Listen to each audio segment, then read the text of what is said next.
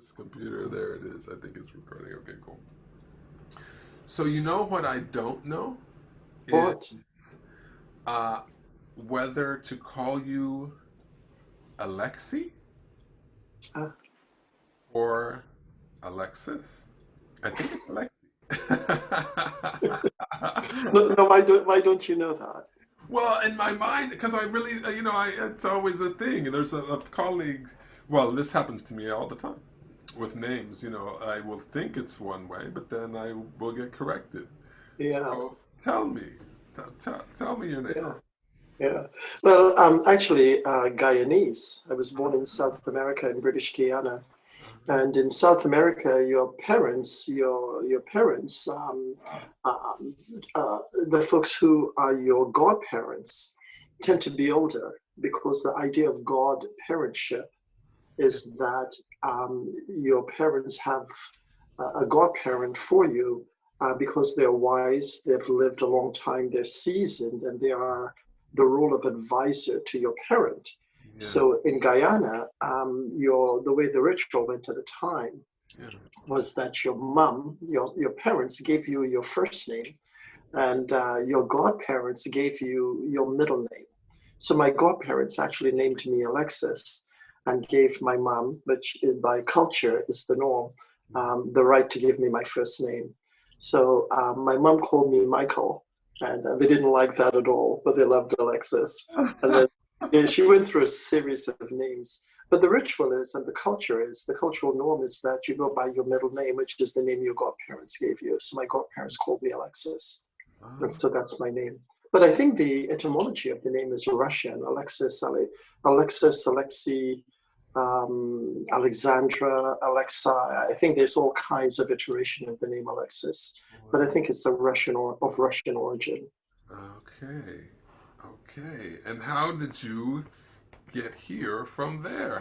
What brought you to San Oh Diego? my goodness, really? So my mom and dad were born in Grenada. Okay. My mom comes from a family where her dad is Scottish and her mom is black and Indian. So a Scottish man met a black and Indian island woman, and had five kids, my mom being one of them.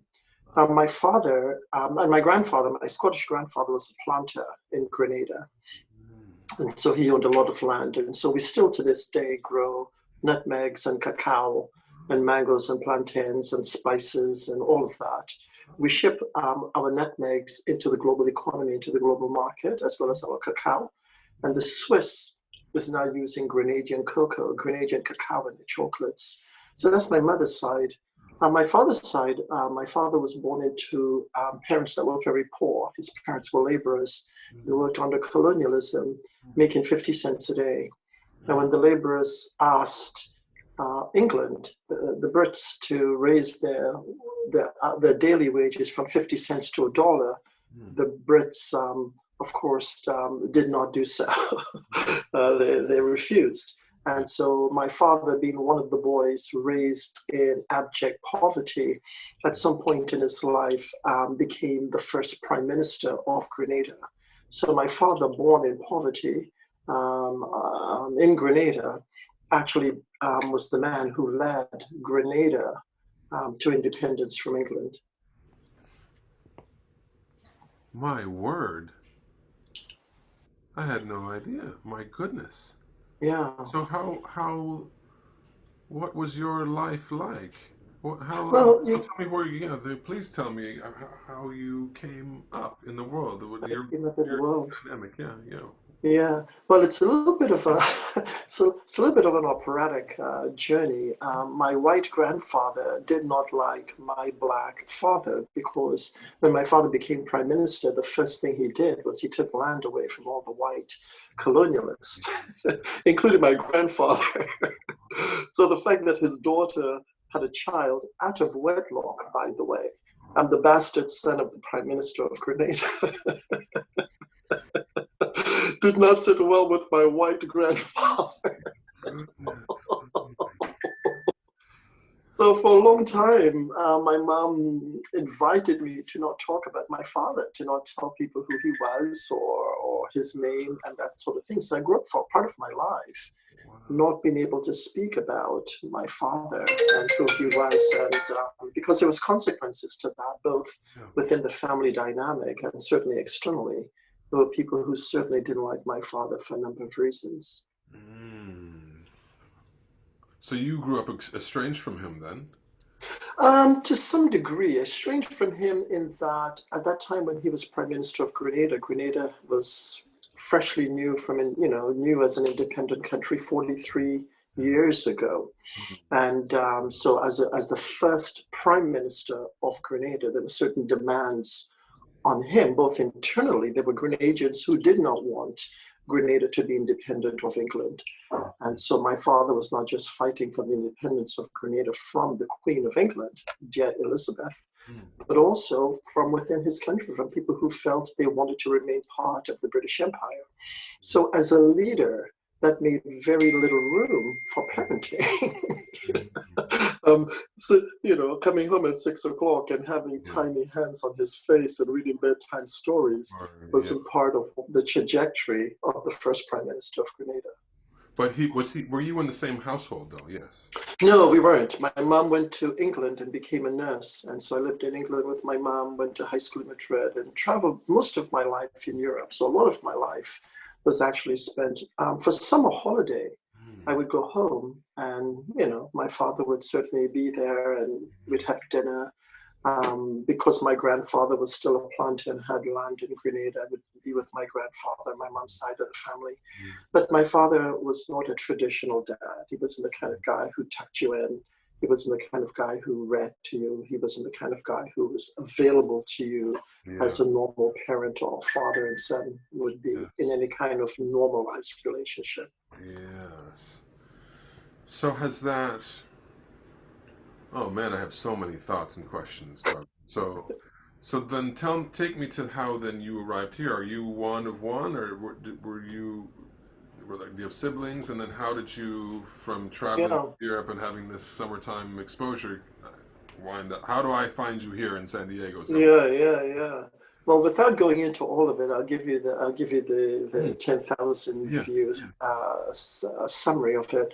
In 1980-82, Grenada was invaded by communism. Maurice Bishop, who was a friend of Fidel Castro, and at the time Russia was financing Castro, invaded Grenada.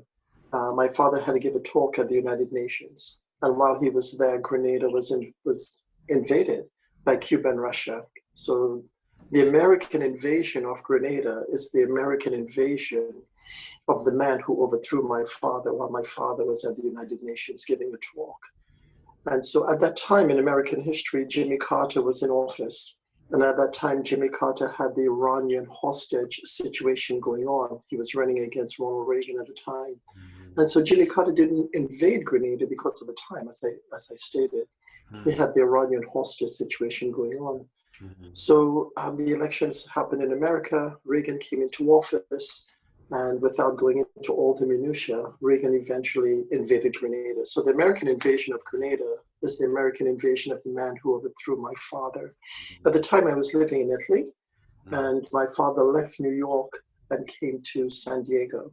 And it was at that time I left Italy, came to San Diego, and my father and I lived in Point Loma. Interestingly, for those who are beyond 40, that was the time all the Iranians, the Shah of Iran was overthrown, and all the Iranians, the Iranian migration to America was happening during that time. What year was that? I think that was like 82, 83, around that time. Wow. And though you making that decision at that time to leave Italy to come with your father to San Diego, that seems... coming from what you described as a very non-traditional, dynamic now to something much more up close, like, oh, okay, here we are now, you're not the prime minister and I'm here, so how did that, was it just the two of you then here finding yourselves? It was the two of us here. And interestingly, I'd never known my father not to be in power or to have power. And even though he was disposed at the time, he was still very much prime minister. He still was at the time working very hard to go back to Grenada there was an election that had occurred, and he had lost the election. And during that time, while he was in the UN, as I shared, he was overthrown. And so he was, by all definitions, still working very hard to get America to go into Grenada and replace him, put him back in power. Not replace him, but put him Yes, back in power. reinstall him. Yes, yeah, Reinstall him in power. yeah. Yeah. So how did that turn out? Well, how did that turn out? Reagan invaded Grenada. We call it the American invasion of Grenada. In Grenada today, that's considered Thanksgiving Day. They actually celebrate that day because it was in Grenada's freedom, emancipation from communism. And so they celebrate that in Grenada today. My father went back and ran for office again and got, I think out of the 7 seats, 3 seats in the House of Parliament, not sufficient to become prime minister. And so he remained in politics till the time of his death. Ah, my goodness. And then you remained here. I was going to go back. I was going to travel. I was going to go to Canada. I was going to go to Grenada. My grandfather had passed away during that time. We still have 20 acres of land that we still sell nutmegs and cacao into the international market. And I was going to go back and work the land. I've wanted to build a forgiveness retreat on that property for about 10 years now. And so I was going to go back, and then a friend of mine said, hey, I've got this opportunity, and there's this position. Would you just volunteer to do some work there or do some work in the interim? And so I thought about it, and I thought, sure, why not? My father passed away. I wasn't going to go back to Italy. And so I thought, well, yeah, I'll stay here for a while. And I ended up being here for much longer than anticipated. Still, I do go back and forth. I mean, I do go to Grenada quite a bit, but I'm here. Yeah, this is, for all intents and purposes, my primary home. My goodness. And so then what's the configuration of family life here for you? What does that look like? Well, I have no family here. My family is in England, Grenada, Canada. My mom recently passed away, and that was quite interesting journey in terms of my mother's transition. And so Why did having you do to, sorry? that? What was interesting about it? I think the complexity of one's life, there are billions of people on the planet, right? I think there's 7, 8 billion people on the planet, but there's only one person you call mother. So the identification with that unique relationship, and when it transitions, when it moves from form, from mother as form to mother as spirit, and all the work that comes with that transition in the physical world. She had business in England and Grenada and Toronto. She had, so closing all those things out kind of invites you to sit in the identity of what it means to call someone mother, beloved by that person. And then when they're no longer physically here, not only the idea of missing that person, but the work it takes to amend, or I don't want to even say close, but to address, maybe that's a better word, address their existence. And you realize here's a woman who was born in Grenada, and through the trajectory and the arc of her life, here are all the things that she has done, and here's how it's affected the world and the people and other people in the world. And so there's something elegant about that, painfully elegant about that. On one hand, it's a closure, it's a transition, right? It's a change. And so there's some loss, to use that word. And yet, on the other hand, you marvel at the elegance of the trajectory of one's life and the ability to touch so many people in so many different parts of the world. And so I sit in both the pain of losing her and the awe of her existence. Whew, you turned quite the page there as we pivoted kind of from, father to mother there, and your consideration of both of their passings. Thank you for sharing that. Yeah. So then, what are you up to here in this town? What is it that I see you, I've come to you. It feels to me in some ways, all rivers run towards Alexis for some reason. At least I for me. certainly hope not. For me anyway, in my interests, I think my friend Mark Yeah. mentioned you when I was first kind of talking about having these kind of conversations, and I was like, Who's oh, a new father? He just recently had a I baby. know, Uh, Rowan. Strong. that's So my mother's beautiful. Irish. Strong Irish name, that one. Rowan. Oh my goodness. Just so yes, I've seen some pictures with him. They're just beautiful. I Yeah. have a regular conversation with him. Yeah. And then Dr. Green, your name came up in the conversation I had with Yeah. Dr. Zachary Green. I love him. He has the most beautiful mind on the planet. I was deeply impacted. I was like, oh my, like the feeling of kind of kindred, uh, um, I have the words are escaping me. There was just such a strong, like, oh my, Yeah. yes, that, Yeah. more Yeah. please, like, Yeah. goodness, such a Well, gift. he has this extraordinary ability to sit in complexity. Hmm. He really does that quite well. And I oftentimes wonder when you sit in complexity, right? Because typically we run from complexity, right? I mean, it's weighty, it's doesn't always have the answers we want, or sometimes no answers at all. And for him, what I find in having worked with him and known him over the years is that he seems to sit in complexity, um, not with ease, but with familiarity, Yes, and yes, not because it provides him answers, but I love how he yeah, chooses mindfully to sit there and invite others to be there with him, and so that's one of the things I always marvel yeah, about with him. yes. Oh, you just said that so beautifully. At ease with complexity, not with the answers, but with the familiarity. Woo. I'm reminded of this. Oh, I don't know. It was that. It was. I remember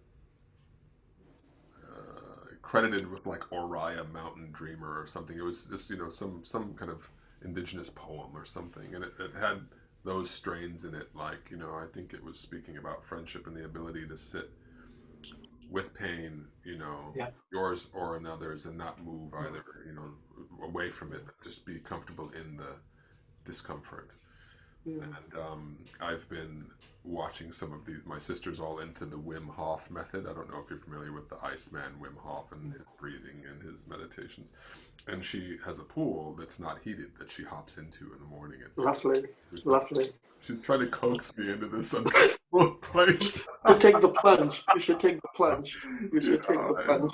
and Yeah. so I'm kind of looking at it from the side, but how does that it strikes me just in the few conversations we've had, and I still don't know, you know in my mind you work in some ways kind of for a nonprofit in some kind of philanthropic capacity. This is my guess, I don't even know. And then you host a show where you speak to Yeah. various kind of luminaries, either local or extended. Can you connect those? Right? Can you close that for me and help me Yeah. understand what you're up Yeah. to, what you're Yeah. putting your life into these days? Yeah, and nothing complex really. I'm a corporate and family mediator, so my work is rooted in how ecosystems manage conflict and how those conflicts define a corporation or define a family or define a community. So when I go into organizations, usually organizations will invite me in because they're experiencing some conflict, right? Mm, Whether in leadership, whether in teams, inter or intra departmentally. And so my role is to come in and see where the conflicts are and manage the conflict in a way that leads to collaboration, leads to innovation, leads to what they call compromise and collaboration, and what they call a healthy corporate culture. So, healthy corporate cultures aren't devoid of conflict. They simply manage the conflict in ways that creates the deconstruction of silos to the interconnectedness of ecosystems.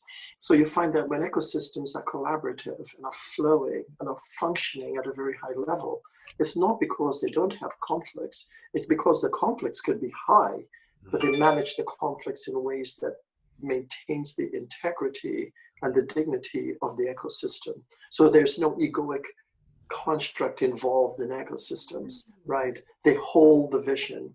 The vision is primary. So in organizations and corporations that function at high level, the question isn't what are you doing and what am I doing? The question is, what are we doing to manifest the organization's mission? And so the focus is on the vision, not on the people within the organization. Certainly you bring people in who are talented and capable and can add and contribute to the ecosystem. But you need much more. In addition to that, you need people who understand that the individualism isn't compromised by being part of an ecosystem. In fact, the individualism is actually manifest, right? When you're part of an ecosystem. The moon, the relationship between the sun and the moon. The moon has no light of its own, but it reflects the light of the sun. Right? So the ecosystem of sun, moon, earth is quite delicious, right? If an organization operated like that, right? Because if you look at the moon, we'd say the moon has nothing. There's nothing on the moon. We say that all the time. But then the ecosystem of sun, earth, moon, the sun is pivotal in its contribution to the perpetuation of life on the planet. So my goal is to look at conflict within the lens of how do we create ecosystems of excellence, not by getting rid of conflict, but approaching conflict in different ways. So that's what I do for corporations. The second thing I do that you've described as a nonprofit is that I've done photographic exhibitions. And so I'm fascinated by both wisdom and intellect. And so when we talk of intellect, I'm thinking of her name at UCSD. I can see her face. She runs the extension, the UCSD School of Extension Studies. I can see her face. I'll tell you her name in a moment. In interviewing her, she said to me, when I think of wisdom, I don't think of wisdom as an individual construct. I think of wisdom as a collective engagement, a collective construct. So I've always been fascinated by the dance of the intersectionality between intellect and wisdom. And for me, intellect feels surgical and transactional. Yeah. And wisdom feels more inclusive, right? It's so broad. It includes intellect and intelligence. I'll use that word. And so for me, the dance between intellect and intelligence is that intellect is singular. Intelligence is all-inclusive. It takes everything I know and don't know and brings it into the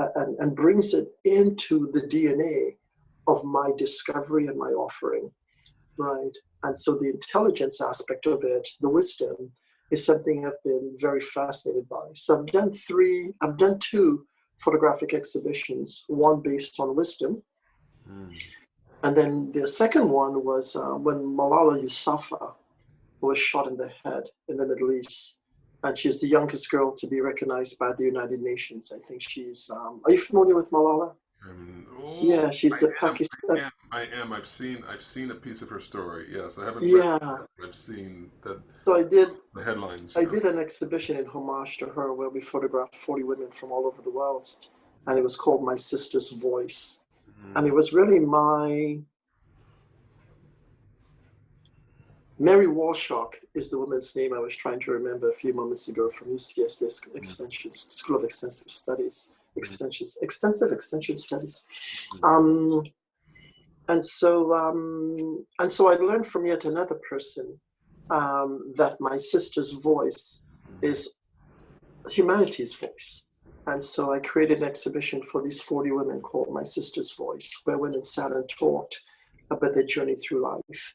And then we raised money to fly all the women in from Pakistan, Uganda, Nigeria, from all over the world to come to the exhibition for that evening. My third exhibition that I'm looking to do is all people of color in the field of science. And so I'm looking to have that conversation about the intersectionality of Blackness and the scientific world. Oh my word! You've turned the corner on me now, my friend. You've entered the throne room in my mind. So, oh my goodness. Okay, before we get to that, because we share that, Gentry Patrick in our world. Yeah, Um, he's a rock star. oh, isn't he just a stud Yeah. of that man? Like it's a beautiful thing to behold. It is. So then, before we get into that, because I really am curious about what you're up to there. I'm curious for you personally what the kind of meta is. So we've kind of touched on kind of spiritual pieces. Your Mhm. mother transitioned form to spirit. We just touched on some kind of racial pieces. We haven't touched much on like the masculine pieces. A little bit with your Mhm. dad and mom. I was noting that's if we talk about my deep curiosity or my passion or things that feel really ripe for me. That intersection, for I'm sure kind of biased and personal reasons has always been interesting to me. I've had kind of my own spiritual journey and then journey around racial and kind of what it is to be a man and on the planet. What does that mean in this Mhm. complex, ever spectral and ever evolving kind of sense of humanity?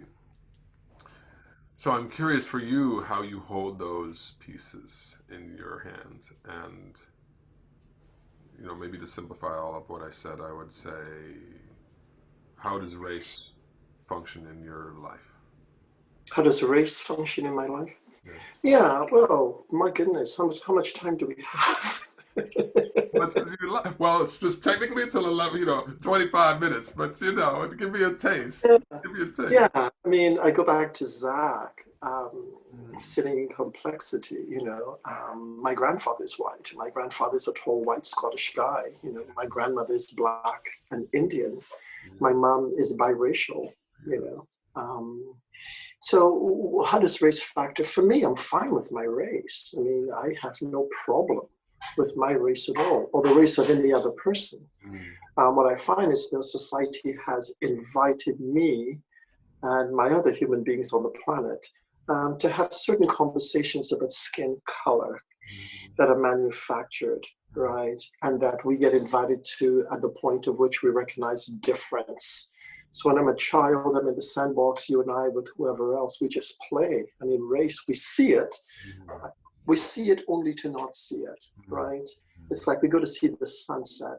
mm, We see the colors of the sunset, and then we don't see it, not because we're denying it's there, mm, but it's part of the fabric and texture of everything that we're experiencing. So we see to not see it.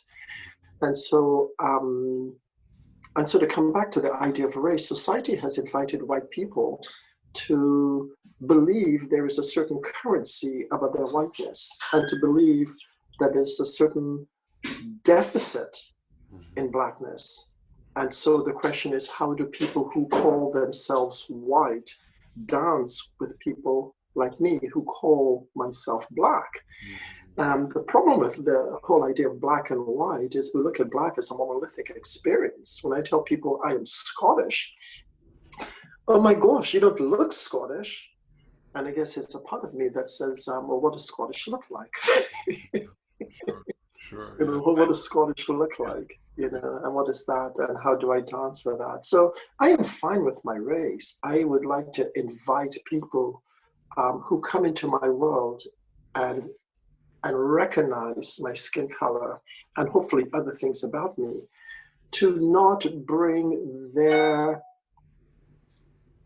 psychosis, neurosis, mental illness mm, into my world because I am perfectly fine with my race. I am fine with my race. What I have to deal with is other people who have conversations about my race and mm, then want to harm me as a result of it. mm, So I have to sit again in the intersection of how I dance with the elegance of who I am. And I don't mean that from an egoic point of view, mm, and then meet someone who has a different conversations about that and don't invite the conversation between them and I, but then proceed to treat me in ways that are denigrated as a result of that. I don't know if that answers the question or not. So race is a societal shithole. Yeah. That's exactly what it is. And if we don't, we seem to be addicted to fear in the society. We're addicted to being fearful of questions. We're addicted to not being able to sit, I go back to Zachary Green, in the complexity of not always having neat answers to complex problems. So we are addicted to wanting to be comfortable all the time. We're addicted to happy endings all the time. And when we come to issues of race, which carries with it enormous complexity, right? My grandfather, the person who hugged me and read to me, was a tall white man, right? And then I have to then deal with other people in society who share my grandfather's skin color, who inform me that I'm beneath them for nothing other than my skin color.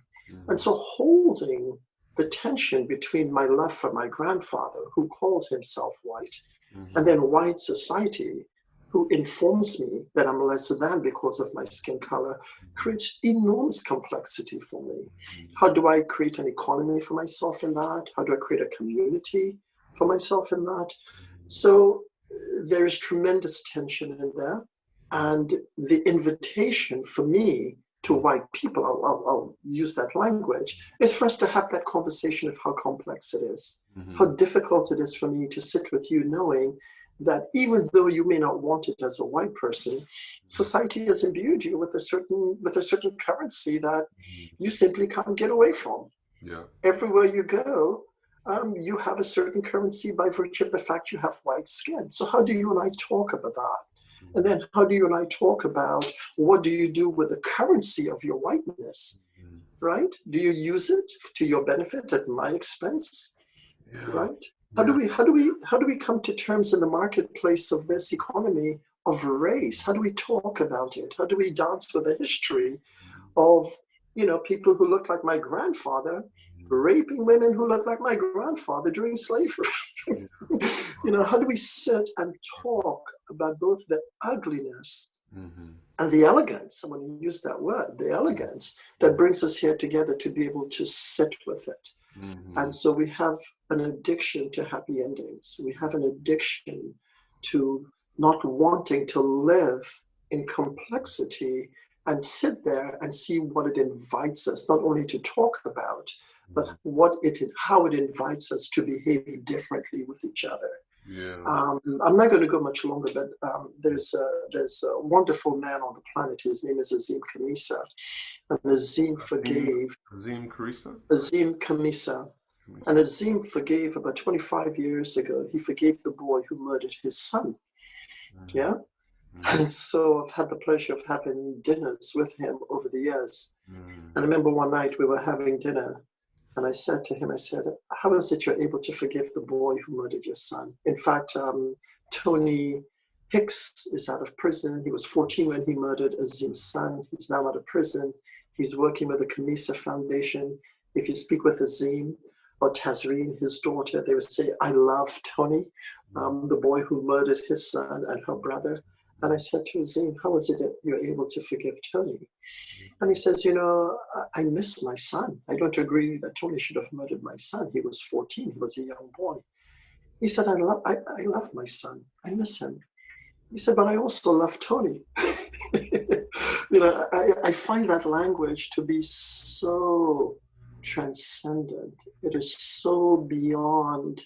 It is so where we need to be with each other. In terms of how do I sit in the complexity of the boy who murdered my son and the fact that there is a society that informed him of that. There's a society that created the stuff for that to happen, right? In fact, Azim's question is not why did Tony kill my son, but Azim's question is a very elegant one. How is it that we, as a society, create a society where children grow up and kill other children, right? And so the question is, how do we as a society create a construct and constructs for us to discriminate and dislike each other based on nothing other than the color of our skin. Yeah, Because we're complicit in this. How is it we create societies and constructs where we do that? yeah. And who does it serve? Hmm. You know? I'm a real fan of Brian Stevenson and all of his equal justice initiative work, which I'm sure you're familiar with. Yeah, He has the kind of lynching memorial to help us move through these kinds of painful things. that's right. I am personally, as a biracial person, my mother's from Ireland, my dad's from Memphis, Tennessee, black man. The Scots are much better than the Irish. I'm sure you know We that. can battle about that if you'd like.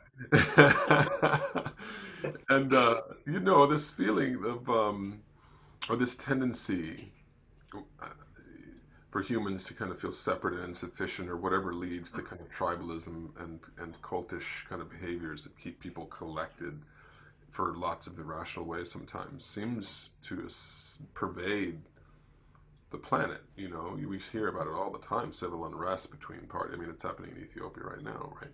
For different reasons, perhaps, but whether it's the Hutus and the Tutsis, or what have you, and it was funny. I used to be the person in corporate cultures that would come out and have the diversity and inclusion conversation, and I was, this kind of mixed race, kind of light tan person talking in generally majority spaces to white people, trying to create more, to engineer empathy was the way I would describe it, and to have some of these complex conversations. And I used to want to have, in those environments, there are often these employee resource groups, right? So you'll have the LGBTQIA group, you'll have the Black group, you'll have the, Latinx group and the women's group.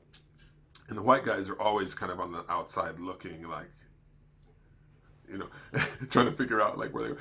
And I used to want to have like the the group that had white guys and black guys in the room, having, trying to do what it sounds like you do around some of your mediation and conflict resolution, and see what that would look like. And now a few years on past some of those conversations, it's been interesting for me, as I consider my own relationship with race and culture, to kind of this conversation we're having has been my conscious decision to kind of move in the other way now, to say, what is it for me to get closer actually to black folks? I live in Poway. I'm in North County. I'm in sciences and like I'm swimming in majority culture. I'm like an assimilated Negro in all sorts of ways. My wife is white, my mom is white. Like I move in those spaces. I speak the language. I do the handshakes. I know all the right moves to be comfortable and largely comfortable.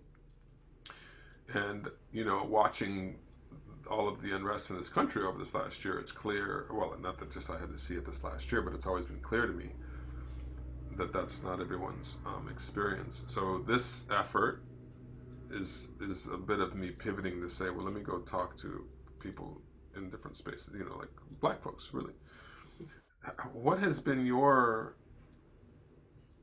relationship to blackness in San Diego? Like, do you have what's your thought about that? Or do you have yeah, let me just leave it like that. What's your thought about black life in San Diego, or the black community in San Yeah, yeah. Well, I went to school in Europe, and so when I was in Europe, it wasn't unusual for me to meet black people who spoke French, Italian, German, Russian. If I met you, I would know you were black, but I would not assume I knew what language or languages that you spoke. In Europe, they don't ask you, do you speak another language? They ask you, what other languages do you speak? The assumption is, So when you talk about blackness, it's been a very interesting journey for me in terms of who I am, because my mom is black, my dad is black, my family is biracial. But when I look in the mirror, I see a black face. But I've always had an expansive view of blackness, that blackness was anything but monolithic, right? Were you going to say something? No, I'm listening. So blackness was not monolithic. And so I saw myself again as black, but not just that, right? Black man, black brother, black uncle, black global man, black in all ways, and yet so much more than that. And so if somebody prior to coming to America had asked me to describe myself, black would have been probably the fifth thing I would have said, and it said, well, and at the time I'm Guyanese, I would have said I'm Guyanese, I would say, I'm a brother, and I'm a spiritual person. I'm a world traveler. I'm a fashionista. I would say all this, and then maybe eighth or ninth, and I'd say, oh yeah, and I'm black, right? And it wasn't because I wasn't fully aware and attuned to my blackness. It just wasn't primary, and it was part of the fabric and the texture of everything else I've done. Interestingly, when I came to America, and I would be in situations where I was with black people, I would hear things like, particularly black Americans, I would hear things like, you're not really black. I always thought that was a very interesting thing. Not so much that you're not black, but that you're not really, right? It wasn't that you're not black, you're not really black. And I would hear that when I was with majority black people. And they proceed to tell stories about being raised as a black American. Remember when we used to do this, or remember when we used to do that? And Alexis, well, you wouldn't know that because you're not really black. But you're black, but you're not really black. And then I would be in majority company with white people. And they would say, Paul and such, no, Alexis, you're not really black, And so I wasn't really black with black Americans, and I wasn't really black with white Americans. And it was at that point that I recognized and I was awakened to the journey of black and white America, that they had more in common with each other than they had with me, even though I had black skin, right? Because they had, black America and white America, at least at that time, had a shared monolithic understanding of what black was. And so when I was with black Americans, I really wasn't really black. And when I was with white Americans, I wasn't really black. And my question is, what are those definitions that they share about blackness that I don't share? Because that wasn't my thing about them. I never looked at a black American once and thought, well, you're not really black. I thought, oh, that's what blackness is. Blackness has the ability to do anything any other color does. Yeah. Right? Blackness can be Greek, it can be French, it can be Italian, it can be American, it could be anything, right? And so the question for me that always sat with me was, what is the definition that at that time in American history that both black Americans and white Americans had, that gave them a sense or an understanding or a definition independent of each other that I wasn't really black.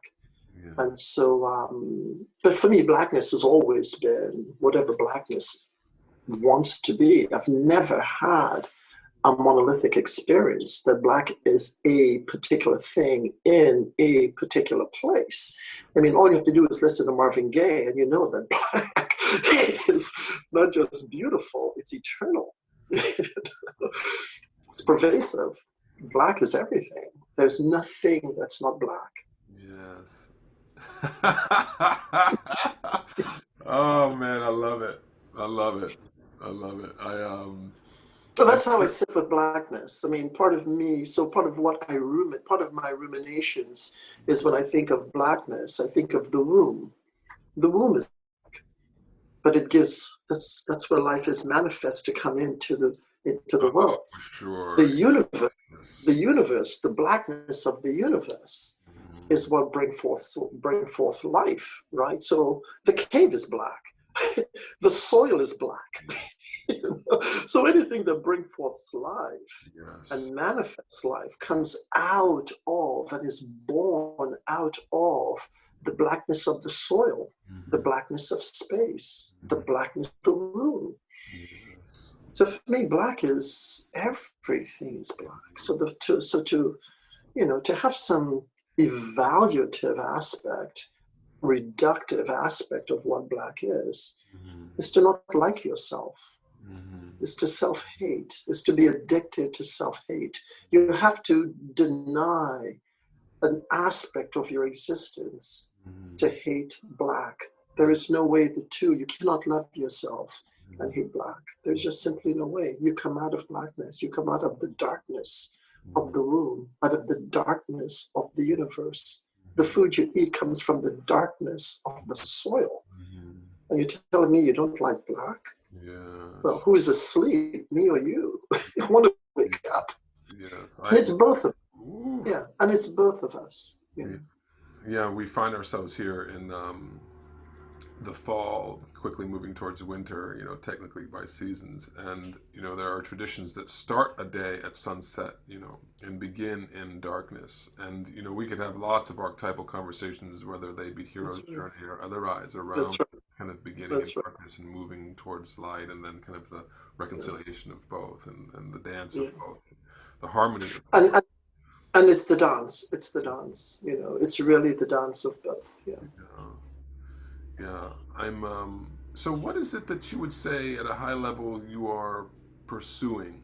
Because it feels to me you have a level of passion and curiosity and purpose that is, to use another P, very palpable. It feels very like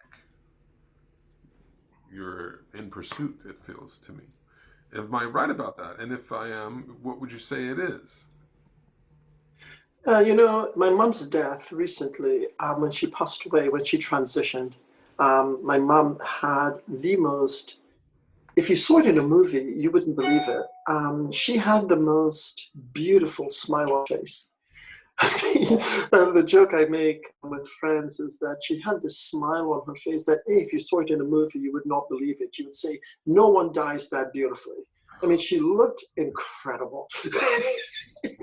Physically, her color, her skin, and she had this extraordinary smile on her face, as if to say, my goodness, had I known it was this beautiful, I'd have left a long time ago.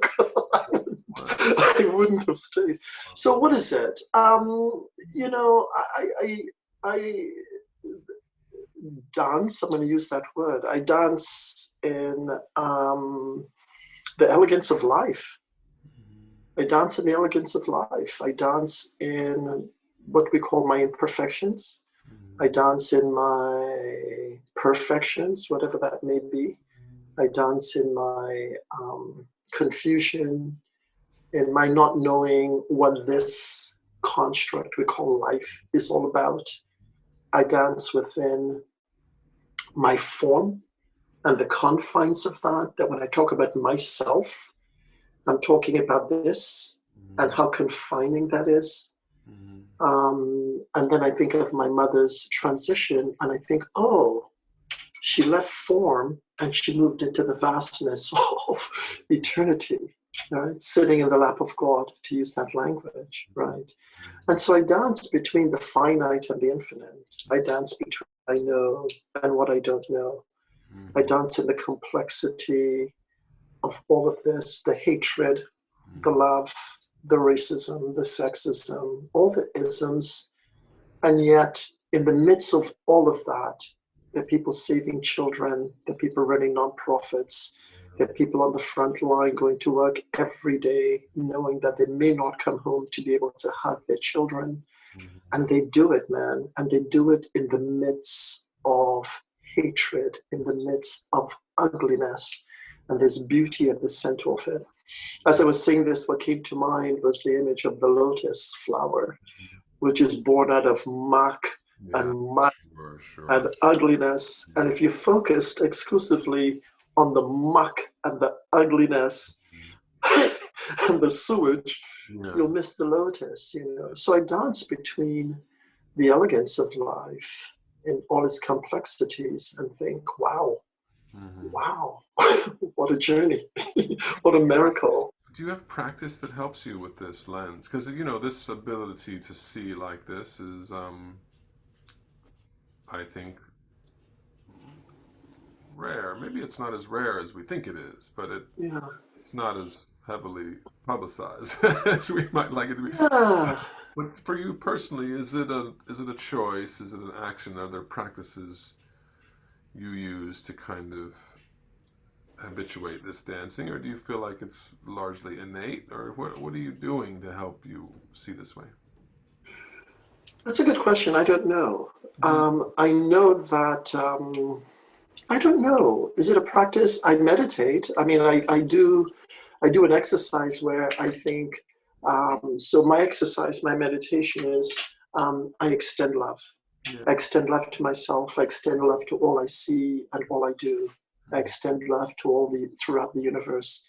I'm an extension of love. I extend love to the sunset, to the moon, I extend love to who love me and who hates me. I extend love, right? And the reason I use the word extend is because I have to come from the love within me to extend love to the universe. I don't use the word give, because if I say I give love, there's a depletion, right? At some point I no longer have it to give. And at some point I may demand that you return it in some measure that's empirically quantifiable to me. And so if I don't give love, there's no depletion, there's no desire to want it back. But if I extend it, then there's no need for it to be reciprocal, because love from the unconditional space, love the way Azim Kamisa loves Tony, the boy who murdered my son. What did you do today? I had a conversation I had with Azim. What did you do today? Oh, I had lunch with Tony. You know, I love him. He's talking about the boy who murdered his son. Unconditional love. I don't agree with it. I don't like it. But I extend love to Tony because I extend love to my son, Tariq. And Tony, Azim Kamisa will tell you, it took the death of my son to lead me to my spiritual life. It took Tony, who murdered my son, to lead me to the emancipation of my ego, my language. And so there's something about just simply extending love to everything that we know and don't know. Not that we agree, but that we agree with what's going on. Brother, yeah. Understood. Yeah, but it's an extension. So that's what I do. There are times I'm profoundly ashamed of my behavior. I may say something or do something, and I think, oh my God, what the hell, And I have to forgive myself in order to forgive the world.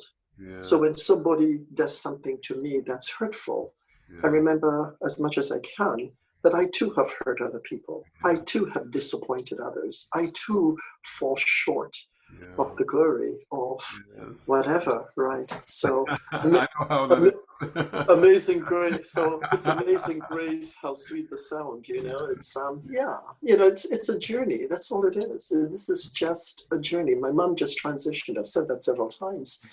And I just kind of watched her. And when we talk about the spiritual world, we don't talk about Democrats or Republican. We don't talk about male or female. We don't talk about any of this constructed distractions. We talk about the emancipation, right? We talk about the emancipation of form, the emancipation of this confinement to go into something where we're not alone, but we're all one. We return to the all one. We go from the alone to the all one. So perhaps what we call life is really death, and what we call death is really life. Look at you, paradox.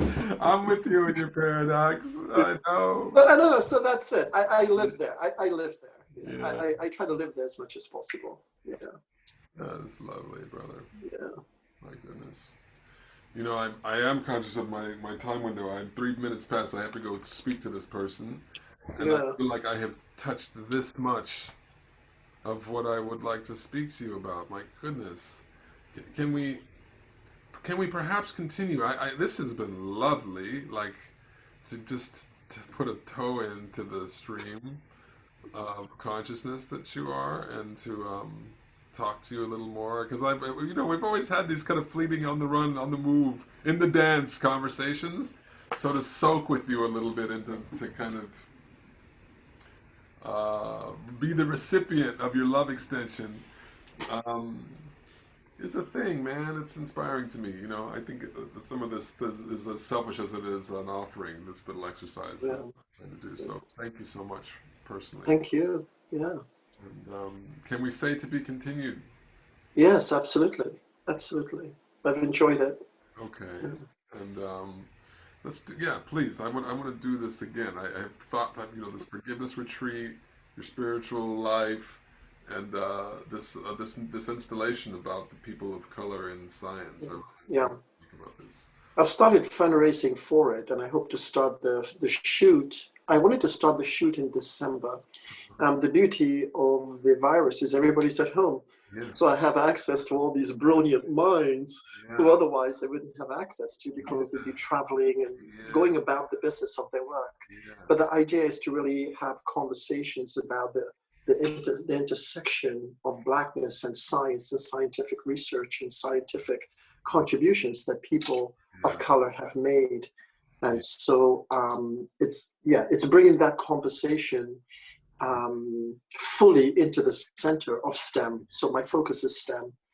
Paul, have you spoken to or crossed paths with Paul Mola yet? No, we can talk offline if you want, though. Yeah, anyway. Love. Big love, brother. Thank you so much. Thank you. Okay, Thank you. for sure. All right. To be continued. I'll look